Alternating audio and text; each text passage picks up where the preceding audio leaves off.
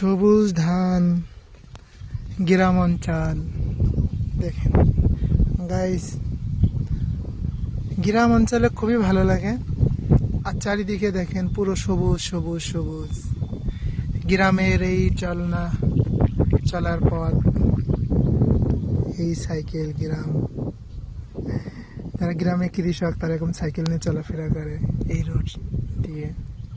গ্রামের পরিবেশটা খুবই ভালো লাগে, কি সুন্দর একটা পরিবেশ দেখেন, পুরো মাঠটায় সবুজে ভরা। এখন ধান পাকার মতন হয়ে গেছে, কিছুদিন পরে ধান কাটবে।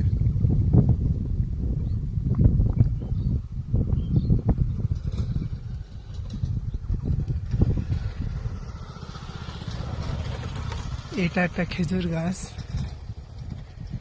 মাঠের রাস্তার পাশে একটা খেজুর গাছ। এই যে রাস্তা, দুই সাইডে সবুজ ধানের ক্ষেত। ধানগুলো অবশ্যই পাকার মতন হয়ে গেছে, কিছুদিন পরে ধান কাটবে। এই দেখেন চারিদিকে দিকে তাকাই, খালি সবুজ আর সবুজ দেখতে পাই।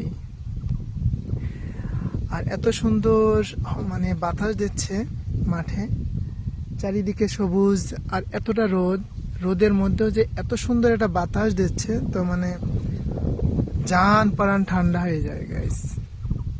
আপনারা যখন কারোর ভালো না লাগে, মন খারাপ লাগবে, এরকম গ্রাম সাইডে চলে যাবেন।